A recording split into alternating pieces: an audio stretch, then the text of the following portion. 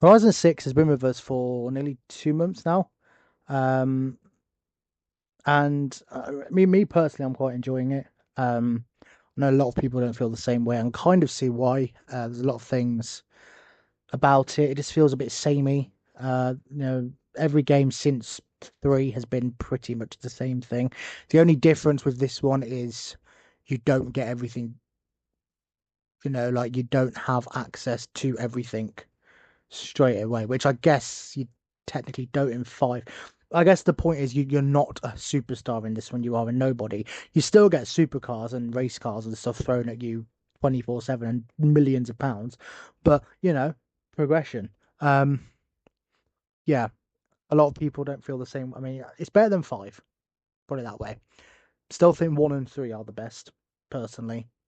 Um, but yeah, but I think 3 I only liked because I played that a lot when I was young. So, well, younger. Anyway, so far the game only has 2 DLCs available. There is another one coming very soon, the Italian Passion Pack, which they obviously announced before the game is launched.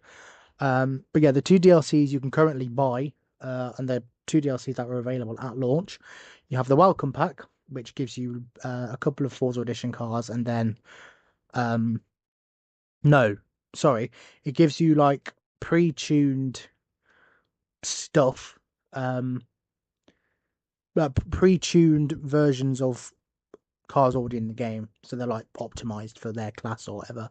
Then obviously you've got the VIP pack, which gives you a couple of Forza Edition cars, and then you've got the Time Attack pack, which gives you 8 cars from the WTAC, which I think is World Time Attack Challenge or Championship or something. I don't know. I didn't Google it. Um, I like to research my videos before I do them. But anyway, I thought, I've driven a couple of the cars in the game before, and I'm like, these are quick, maybe a little bit too quick. So, they definitely feel OP. So I just wanted to see how quick they actually were. I thought, what better way to see how quick they are than to compare them to each other, because that's useful information.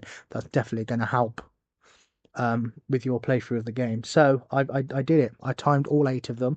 I did the Hokubu time attack circuit. I probably pronounced that wrong. I apologize. But yeah, we did that one because I like that track. It's quite fun to drive around. It's not too long either, and it's on tarmac. So has a good selection of fast bits and slow bits. The other one is very twisty, and the other one is off road, which isn't really going to work for time attack cars. So yeah, we did all 8. I'm now going to go through them in order from fastest to slowest. I do apologize if I suddenly go loud or quiet. My microphone isn't fixed to anything. I'm literally just holding a headset to my face because my actual microphone is currently missing in action and nobody knows where it is. So the headset will have to do. It's a decent microphone, it's just not fixed to anything. I mean, I guess I could just put them on, but I'm a lot louder like this. Anyway, unsurprisingly, in 8th place is the Mitsubishi Minicab. Um, I mean, from the outside, it looks the part. It's definitely got extreme aero. It looks fast. Like, you look at that, you think, oh, I'm never going to beat that. Well, joke's on you, it's only got 39 horsepower. Not quite sure what rule set it was following, but obviously the guys who built it did everything except the engine, and they just left it standard. But I mean, there's probably some kind of crazy rule in one of the challenges where you have to keep the engine standard. I don't know, but yeah, it did the lap in 1 minute 30.391, which you're probably like, is that good? Is that bad? Well, let me just say, this is the only car I've ever driven round that time attack circuit that's done a lap time of over 1 minute.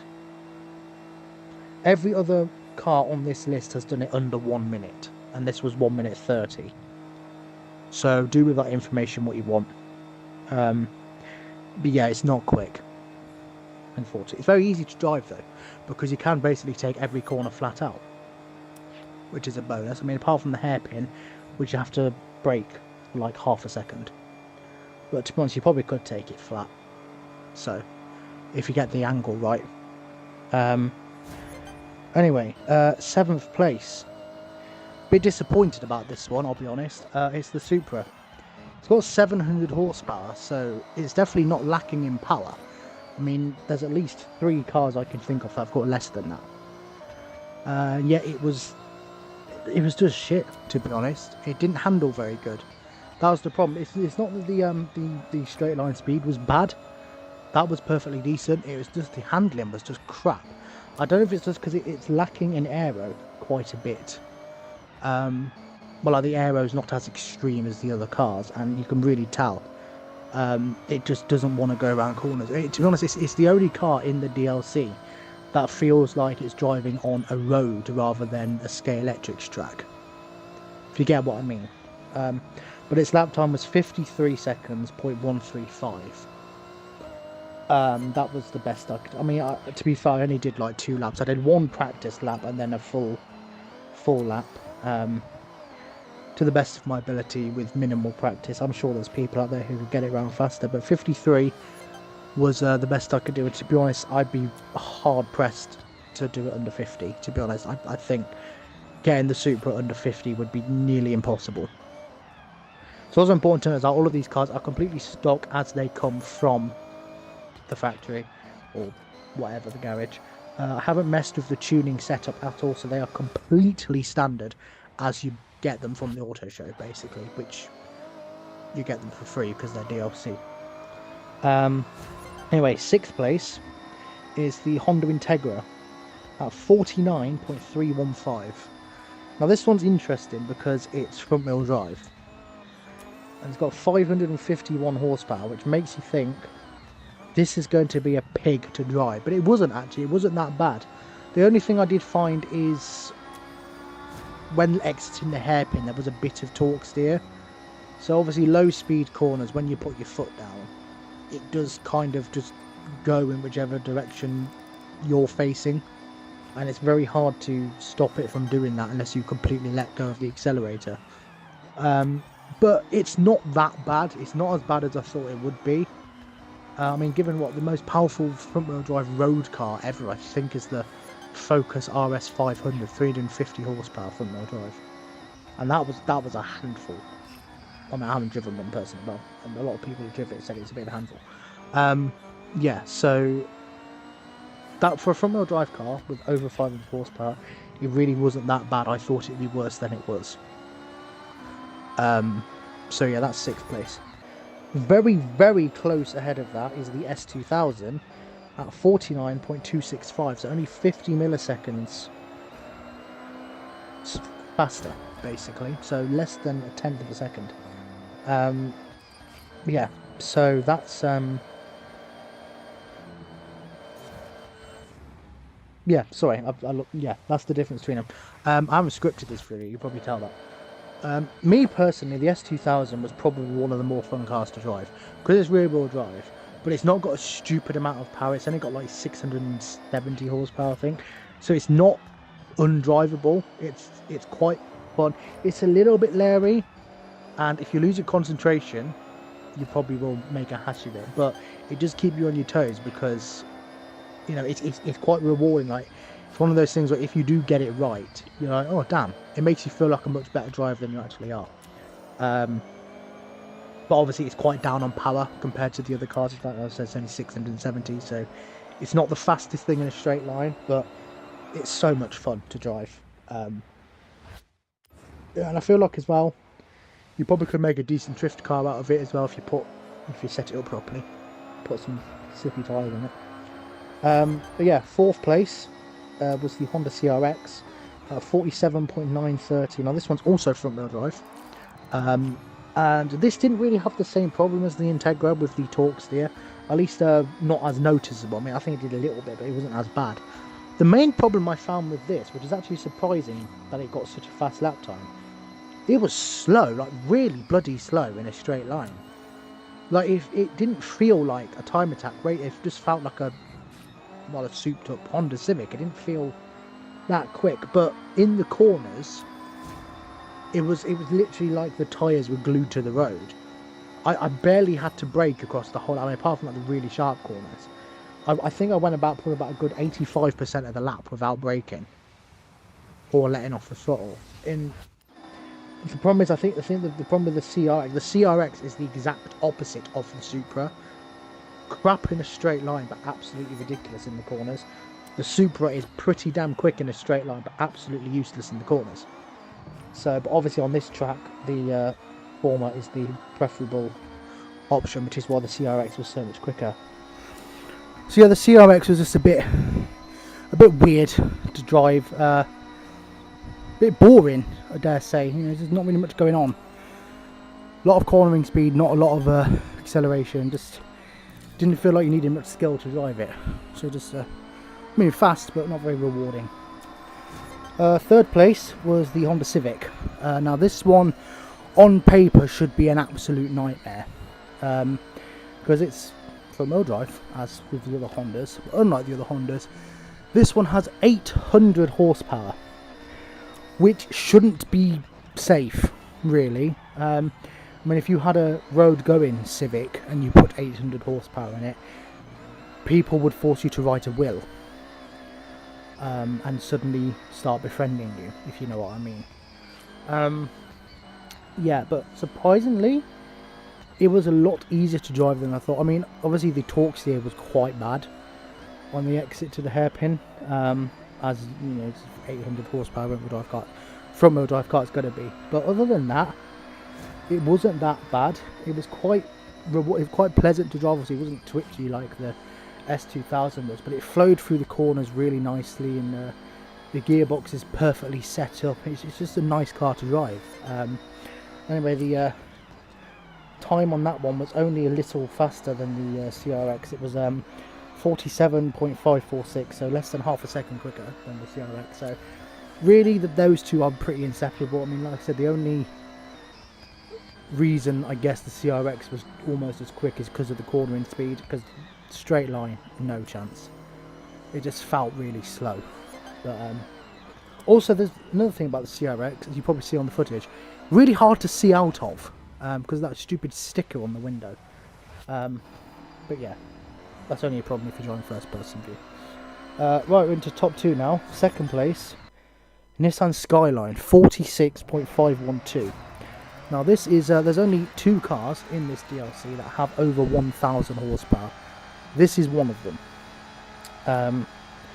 It's, you know, the RB26 tuned a little bit. Also, it's the only car in the pack that's four-wheel drive, which means it's probably the easiest car to drive out the whole DLC, with the exception of, I guess, the Mitsubishi, but only because that's so slow. Yeah, it's four-wheel drive. It doesn't really wheel spin at all unless you force it to. But if you just drive it normally, it very, very rarely loses traction, even in first gear. But the gear ratios are quite long, which is probably why there just doesn't break traction at all. The only thing I did find, the cornering speed wasn't as good as the Hondas, but I'm guessing that's probably down to the four-wheel drive system. Also, the fact it weighs about 1,400 kilos, which is surprisingly heavy for a time attack car. But I'm guessing, again, that's down to the four-wheel drive system, because I think most of the Skyline race cars had rear-wheel drive for homologation reasons. Or regulation, sorry. But then, yeah, it's four-wheel drive, so that's probably why it's quite heavy. But yeah, even despite that, 1,000 horsepower, 46 seconds, you know. Again, though, kind of had the same problem with the CRX, because it was so easy to drive. It's just a bit boring. Like I say, bloody quick, but not really much going on. Didn't really feel like it was putting up much of a fight. Didn't really feel like I was challenging myself. It's just a bit bland. Sounded good, though. 10,500 RPM. Yeah, so first place, and it's not even close. 42 seconds, so that's 4.5 seconds quicker than the Skyline, and it's the Nissan Silvia. Now this also has over 1,000 horsepower from a 2.2 litre engine, which is just ridiculous. A 4-cylinder as well, I might add. And it is rear wheel drive, so on paper, again, this should be a handful, and it sort of is, but sort of isn't at the same time. This was probably the most fun I've ever had in a car in this game, genuinely. In the wet, it's an absolute nightmare, but in the dry, it is so much fun. It's basically kind of like the S2000, but on steroids. Because obviously the S2000 is a little bit twitchy, but not undrivable. This is exactly the same, but obviously because it's a lot faster, it puts you on edge. Like you have to really concentrate when you drive it. But it's so rewarding to drive, and it is so unbelievably fast. It's unreal. I mean, I haven't drove anything else to compare, but maybe I'll do a separate video comparing the Silvia to some of the other track-only hypercars in the game, like the Aston and the Ferrari and the Pagani, just to see how it actually compares to purpose-built track day machines. Maybe even the 787B as well. I guess that'll probably be a good comparison. But yeah, it's absolutely crazy. 4.5 seconds. That's so 4.5 seconds faster than the Skyline.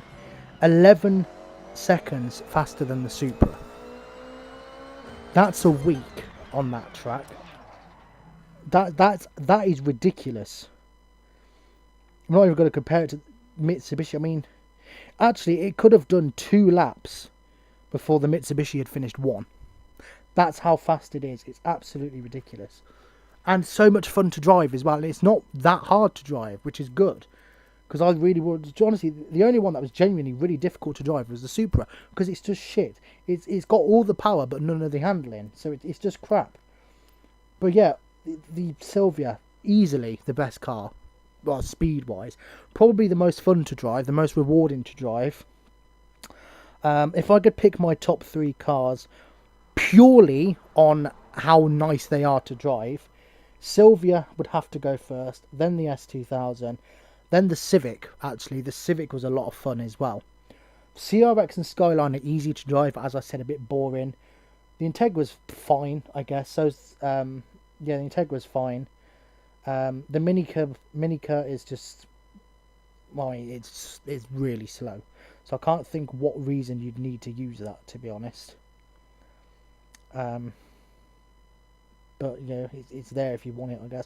I guess the only reason to have the Minica is to upgrade the hell out of it, put a bike engine in it, and just give it like 600 horsepower or something stupid. Then it'll probably be quick. But actually, I'll have to see. Maybe that'll be another video. How much money would I have to spend on the Mitsubishi to make it faster than the Silvia? Let me know if you want to see that. Which video do you want to see first? Silvia versus track-only hypercars, or how much money on the Minica to beat the Silvia? That'll be one of the next videos. Let me know which one you want to see. And yeah, the Supra, I would avoid the Supra at all costs, to be completely honest. It might be better if you actually like fiddle with the tuning setup, but in standard tune, it's a bit shit, to be honest. So yeah, I wouldn't really bother with the Supra. But yeah, the Silvia, absolutely yes. The Civic, great fun. S2000, great fun. So yeah, that's the video. I mean, I had a feeling the Silvia would be up there, but I didn't know it would be that much quicker. That's genuinely absurd. I might also see how it compares to the other time attack cars in the game. The Lotus, the Datsun, the Mitsubishi barn find thing. Obviously, I have to get them first. But once I've got them, maybe we'll do a part 2. See how they compare. Because I know the Lotus is another one that's really stupidly quick. But I don't have it yet. So I'll have to wait till I've got it. But when I do have it, I'll do a part 2 to this video. So, future videos, this game coming. I've got other games as well. I've got Assetto, R-Factor, all of the old simulator stuff, and there's a lot of stuff that I probably don't have that I probably could get, because let's be honest, they're not really that much anymore. I do have Recreation, and I've just bought Hot Wheels Unleashed as well. I know they're not simulator games, but they are fun. I don't really know what videos I'd do on them, but you know, this is mostly sim racing channel, but I mean at this point it's kind of just whatever I feel like doing. And I don't really have a sim setup, so I can't really say I'm a sim racer. I'm more of a wannabe sim racer. Anyway, I'm waffling now. If you like the video, please subscribe, like the video, tell your friends about it, share your friends. Give me some suggestions for new videos, anything to do with Horizon 6. Any other games you want me to play or do stuff in, let me know. I'll try my best to get it done. I don't have all the money in the world, so do bear with me if it's one that I need to pay a lot of money for. Probably will happen eventually, but it might take a while. But until then, thank you for watching, and I will see you in the next video, whenever that may be.